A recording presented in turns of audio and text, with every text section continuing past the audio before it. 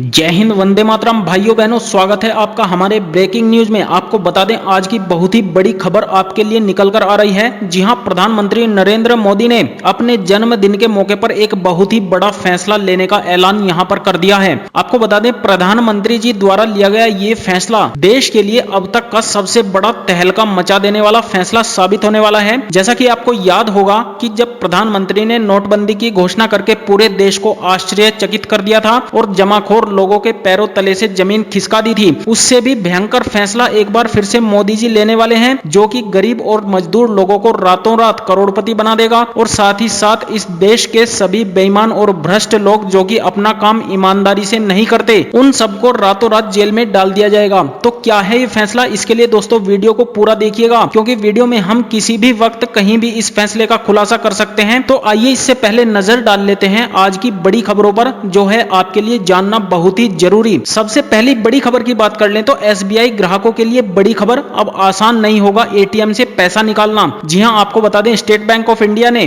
Bank के ATM से पैसे निकालने के तरीकों में अहम बदलाव कर दिया है। बैंक ने 10,000 रुपए से ज्यादा की निकासी के लिए ओटीपी आधारित रकम निकासी का दायरा बढ़ा दिया है। यानी कि अब ग्राहक सिर्फ पासवर्ड की मदद से 10,000 रुपए से ऊपर की निकासी नहीं कर सकेंगे। बैंक के मुताबिक नया बदलाव 18 सितंबर से लागू होगा। अगर आप एटीएम मशीन पर बिना मोबाइल फोन के जाते हैं या फिर ऐसे किसी नंबर के साथ जाते हैं जो रजिस्टर्ड नहीं है, या फिर आपको अपना रजिस्टर्ड फोन नंबर याद नहीं है, तो आपको पैसा निकालने में काफी मुश्किल आएगी। ऐसी स्थिति में या तो आप पैसा नहीं निकाल सकेंगे या फिर आपको कम रकम के साथ वापस आना होगा। ध्यान रहे कि एसबीआई के एटीएम से पैसे निकालते वक्त आप अपना मोबाइल फोन अपने साथ ही रखें और ये मोबाइल नंबर वही हो जिसे आपने बैंक में रजिस्टर्ड करवाया है। और अगली बड़ी खबर की बात कर लें तो टिकटॉक के शौकीनों के लिए आई बहुत बड़ी खुशखबरी, जल्द भारत में हो सकती है इसकी वापसी। जी हां, आपको बता दें, चीन की टेक्नोलॉजी कंपनी बाइट डांस ने अपने लोकप्रिय शॉर्ट वीडियो प्लेटफॉर्म टिकटॉक का वैश्विक मुख्यालय अमेरिका में स्थापित करने का निर्णय ले लिया है। अमेरिका के राष्ट्रपति डोनाल्ड ट्रंप के इस पर रोक लगाने के आदेश से बचने के लिए कंपनी ने यह रास्ता निकाला है। जानकारों का मानना है कि टिकटॉक अब अमेरिका में मामला सुलझने के बाद भारतीय कारोबार पर भी ध्यान देगी। उनका कहना है कि अब जबकि टिकटॉक का मुख्यालय अमेरिका में होगा, तो इस तरह से यह एक अमेरिकी कंपनी ही बन जाएगी। इतना ही नहीं, टिकटॉक अमेरिका की तरह ही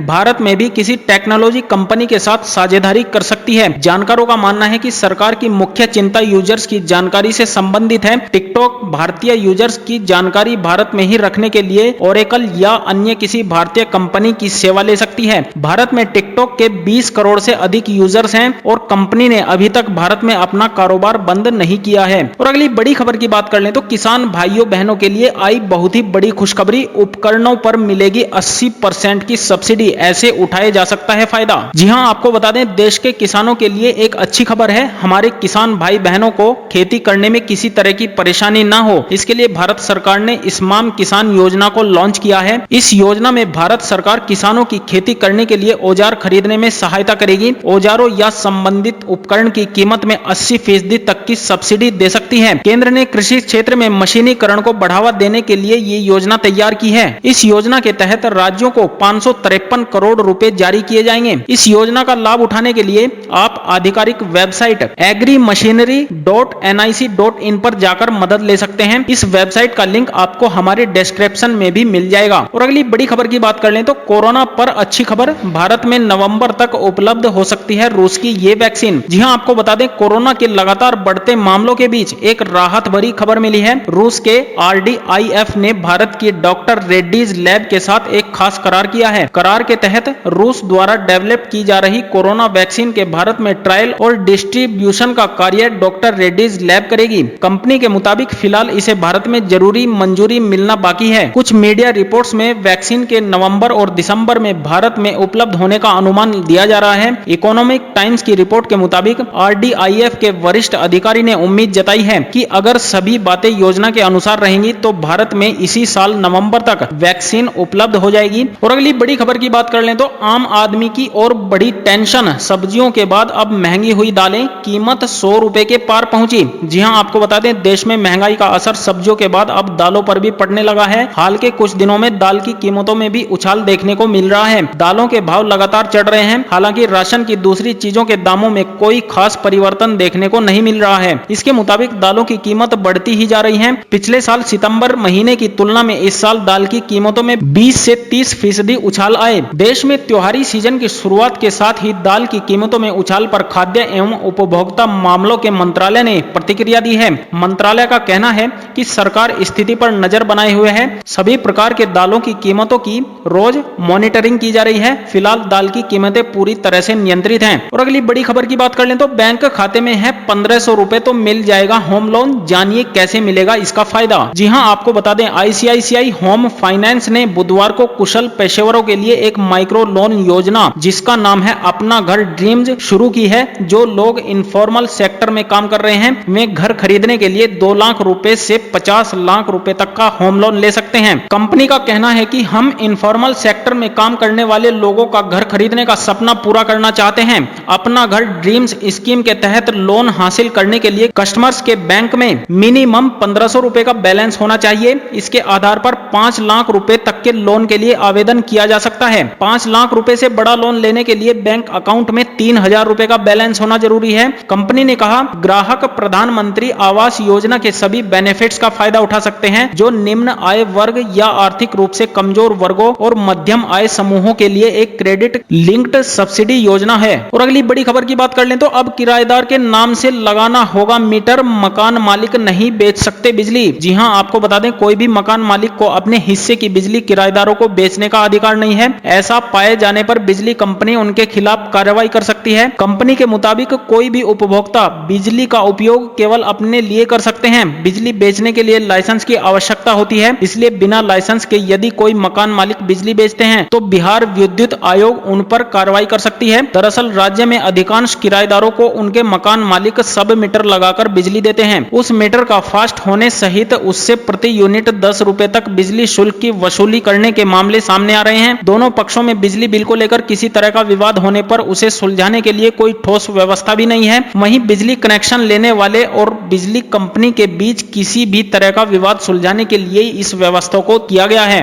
और अगली बड़ी खबर की बात कर लें तो गांव में अपने पड़ोस की राशन वाली दुकान से निकाल सकेंगे कैश, लगेगा एटीएम। जी हां, आपको बता दें देश में कोरोना काल में बैंकिंग सुविधा को और सुगम बनाने की कवायद शुरू हो चुकी है। देश की सरकारी बैंकों के साथ प्राइवेट सेक्टर्स के भी कई बैंक ने अब गांव में ही लोगों को बैंकिंग सुविधा देने पर काम शुरू कर दिया है। कई सरकारी बैंकों के साथ कुछ प्राइवेट बैंक जैसे आईसीआईसीआई बैंक और एचडीएफसी अब अपने ग्राहकों को इंटरनेट बैंकिंग और फोन बैंकिंग सुविधा गांव के सरकारी राशन केंद्रों पर शुरू करने का विचार कर रही है। कोरोना काल में खाता धारक बैंक की इस सुविधा से कई तरह के लाभ उठा सकते हैं। इससे लोगों को शहर या बाजार जाने की जरूरत नहीं पड़ेगी। वह 10,000 रुपए तक की निकासी गांव के ही एटीएम से कर सकेंगे। और अगली बड़ी खबर की बात कर लें तो कंगना रनौत ने पीएम नरेंद्र मोदी को दी जन्मदिन की बधाई। कहा हम भाग्यशाली हैं, हमें आप जैसे प्रधानमंत्री मिले। जी हां, आपको बता दें एक्ट्रेस कंगना रनौत ने प्रधानमंत्री को जन्मदिन की मुबारकबाद दी। उन्होंने ट्विटर अकाउंट पर अपना एक वीडियो शेयर करके कहा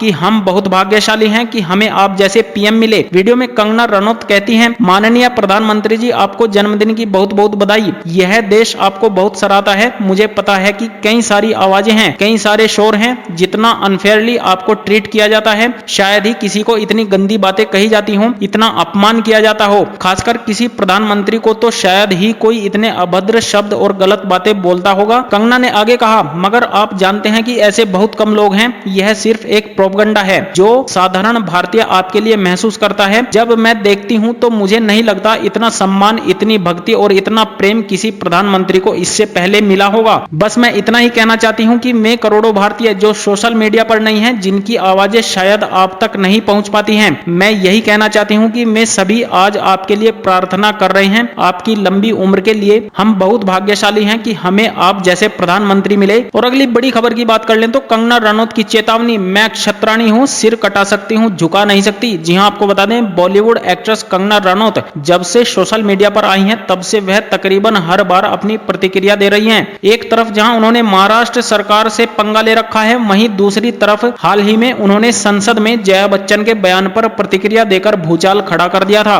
कंगना ने सीधे तौर पर कहा था कि अगर आपका बेटा फांसी के फंदे पर लटका होता क्या तब भी आप यही बात कहती। कंगना और महाराष्ट्र सरकार के बीच का विवाद काफी ज्यादा बढ़ चुका है। एक तरफ जहां कंगना पीछे हटने को तैयार नहीं है, वहीं दूसरी तरफ महाराष्ट्र सरकार भी बैकफुट पर जाती नहीं दिख रही है। हाल ही में कंगना रनौत ने एक ट्वीट पर कहा, मैं एक क्षत्राणी हूँ, सर कटा सकती हूँ लेकिन झुका नहीं सकती। राष्ट्र के सम्मान के लिए हमेशा आवाज बुलंद करती रहूंगी।